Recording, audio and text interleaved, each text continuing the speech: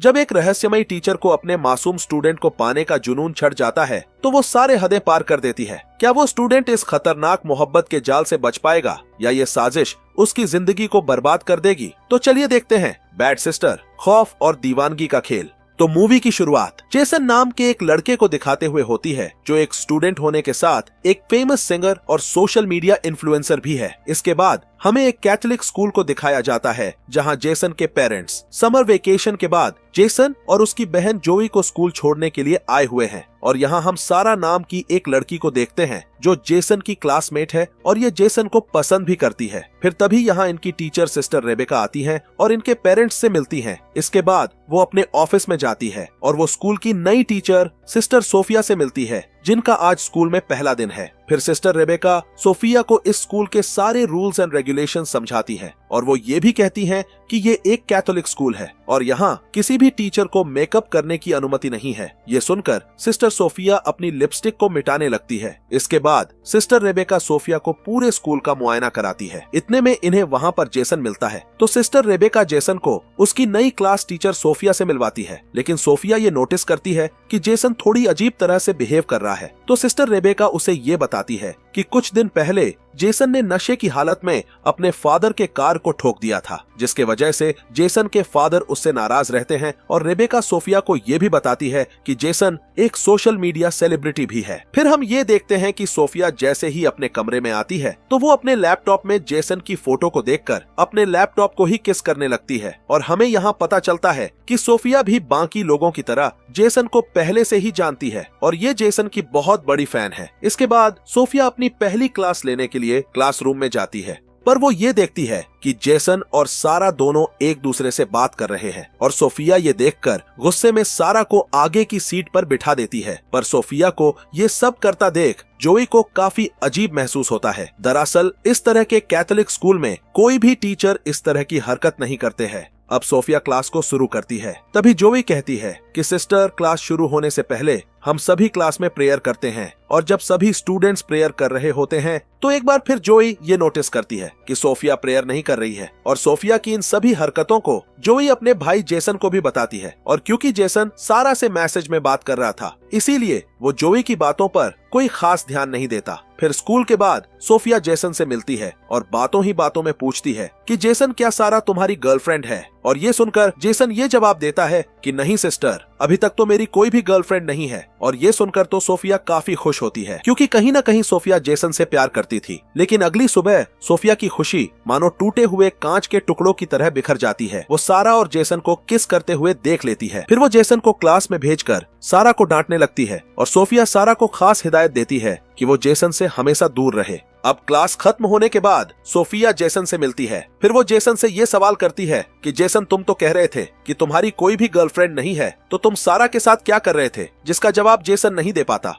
फिर सोफिया बोलती है कि जेसन, मुझे तुमसे तुम्हारी पढ़ाई के बारे में कुछ बात करनी है। मैं चाहती हूँ कि तुम एक बार मुझसे मेरे कमरे में आकर मिलो। थोड़ी देर बाद जब जेसन सोफिया से मिलने जाता है तो वो दरवाजे के पार देखकर भौंचक्का हो जाता है। वो देखता है कि सोफिया अपनी अर्धनग्न बॉडी को मॉइस्चराइज कर रही है। असल में सोफिया ने जानबूझकर अपने कमरे का दरवाजा खुला छोड़ रखा था ताकि जेसन उसे इस तरह देखकर उससे अट्रैक्ट हो जाए। अगले दिन सोफिया जेसन से पूछती है कि तुम मुझसे मिलने क्यों नहीं आए? ये सुनकर जेसन बहाना बनाकर कहता है कि मैं माफी चाहता हूँ, क्योंकि मैं भूल गया था कि मुझे आपसे मिलने आना था। थोड़े दिन बाद वीकेंड पर जेसन और जोई को उनके पेरेंट्स घर लेकर आ जाते हैं। आगे बढ़ने से पहले मैं आपके सामने एक खास अनाउंसमेंट लेकर आया हूं। जब हम 500 सब्सक्राइबर्स पूरे कर लेंगे तो मैं इस वीडियो के कमेंट्स में से किन्हीं 2 भाग्यशाली विजेताओं का चयन करूंगा। ये विजेता जीतेंगे 2 नेटफ्लिक्स सब्सक्रिप्शन। पर जेसन के ना होने से सोफिया का स्कूल में मन नहीं लगता, इसीलिए वो सिस्टर रिबेका से अपनी आंटी की तबीयत खराब होने का बहाना बना के स्कूल से छुट्टी ले लेती है। दूसरी तरफ जेसन अपने फादर से कहता है कि मैं स्कूल से 1 साल की छुट्टी लेना चाहता हूँ ताकि मैं अपने पैशन पर काम कर सकूं। लेकिन उसके फादर उसे ये सब करने से मना करते हैं, क्योंकि वो चाहते हैं कि जेसन अपना पूरा फोकस अपनी पढ़ाई को दे, जिससे उन दोनों के बीच बहस हो जाती है और जेसन गुस्से में नाराज होकर बाहर जाकर अकेले में गाना गाने लगता है। इधर सोफिया जेसन के घर के पास छुपकर जेसन को देखने लगती है और तभी सारा जेसन को कॉल करती है। ये देख सोफिया तो गुस्से में पागल हो जाती है। अब सोफिया ये फैसला लेती है कि अगर उसे जेसन को पाना है तो उसे किसी तरह से सारा को जेसन से दूर करना होगा। अब वो रात को हॉस्टल में सारा के कमरे में जाकर उसके बुक में ड्रग्स रख देती है, लेकिन कमरे से बाहर निकलते वक्त उसे सिस्टर रेबेका देख लेती है। और जब सिस्टर रेबेका सोफिया से पूछती है कि वो यहाँ क्या कर रही है, तो इस पर सोफिया ये बहाना बताती है कि उसने यहाँ पर किसी की आवाज सुनी थी और इसीलिए वो ये देखने के लिए यहाँ पर आई थी। इसके बाद अगली सुबह सोफिया क्लास में सभी स्टूडेंट्स को अपनी अपनी बुक्स निकालने के लिए कहती है और जैसे ही सारा अपनी बुक निकालती है वैसे ही तकी हुई सोफिया सारा को ड्रग्स के साथ पकड़ लेती है और सोफिया सारा को बहुत बुरी तरह डांटती है और उसे ये भी कहती है कि तुम्हें इस हरकत के लिए बहुत बड़ी पनिशमेंट मिलेगी। अब ये ड्रग्स वाली बात पूरी स्कूल में फैल जाती है, जिसके कारण सारा को स्कूल से भी निकाल दिया जाता है। अब हम पास्ट में ये देखते हैं कि जब सोफिया ने जेसन को पहली बार सोशल मीडिया में गाते हुए देखा था, तभी से वो जेसन की दीवानी हो गई थी। अब वो जेसन के करीब आने के लिए सोफिया नाम की एक स्कूल टीचर से मिलती है, जिसका ट्रांसफर जेसन के स्कूल में होने वाला था, और वो उसको मार के उसको ठिकाने लगा देती है और खुद उसकी जगह सोफिया बनकर स्कूल में एंटर हो जाती है। अब हम प्रेजेंट टाइम में वापस आते हैं, जहां जेसन स्कूल में पेड़ पौधे लगा रहा था, पर तभी सोफिया उसके पास आती है और उसकी हेल्प करने के बहाने उसको सेड्यूस करने लगती है। और हमेशा की तरह जोए भी सोफिया के इन सभी हरकतों को नोटिस कर रही थी। अब रात में सोफिया चुपके से जेसन के कमरे में जाती है और अपने मोबाइल में वीडियो रिकॉर्डिंग ऑन करके वहीं रख देती है। तभी जेसन जागता है और अपने कमरे में सोफिया को देखकर चौंक जाता है और सोफिया एक बार फिर जेसन को सेड्यूस करने लगती है, लेकिन जेसन ये सब करने के लिए राजी नहीं था, पर सोफिया उसको कैसे भी करके अपने बहकावे में ले ही लेती है। फिर ये दोनों इंटीमेट होते हैं, पर अगले दिन जेसन उन सारी चीजों को याद करके काफी पछताता है। अब वो चर्च जाकर इस बात का कन्फेस करना चाहता था कि उससे बहुत बड़ा पाप हो गया है, लेकिन जैसे ही वो चर्च में फादर से माफी मांगने लगता है, तभी वो देखता है कि वहाँ पर फादर की जगह सोफिया थी और सोफिया जेसन को एक बार फिर उसके गोद में बैठकर उसे सेड्यूस करने लगती है और ये दोनों फिर से यहाँ पर भी इंटीमेट होते हैं। फिर वीकेंड के कारण जेसन अपने घर चला जाता है। तभी सारा उसे मैसेज करती है और उसे पार्टी के लिए इनवाइट करती है, पर जब जेसन रात को अपने फादर से सारा के पार्टी में जाने की इजाजत मांगता है तो उसके फादर उसे जाने से मना कर देते हैं, जिससे उन दोनों के बीच फिर से बहस हो जाती है और जेसन बिना अपने फादर के परमिशन के ही सारा के घर की ओर निकल जाता है और हम ये देखते हैं कि सोफिया भी उसके पीछे जा रही है। अब जेसन सारा के घर जाकर काफी ड्रिंक करने लगता है। ये देखकर सारा उसको कमरे में ले जाती है और जैसे ही ये दोनों करीब आने लगते हैं कि तभी जेसन को सोफिया के साथ इंटीमेट होने वाले पल याद आने लगते हैं और वो एक शराब की बोतल लेकर वहाँ से चला जाता है, पर रास्ते में शराब साथ रखने की वजह से जेसन को पुलिस पकड़ लेती है। पर तभी वहाँ सोफिया आकर किसी तरह से जेसन को पुलिस से बचा लेती है और फिर वो उसे अपने साथ एक होटल रूम में ले जाती है। इधर जेसन की मॉम उसके फादर को समझाती है कि आपको जेसन के साथ इस तरह से बिहेव नहीं करना चाहिए था। मुझे लगता है कि हमें उसको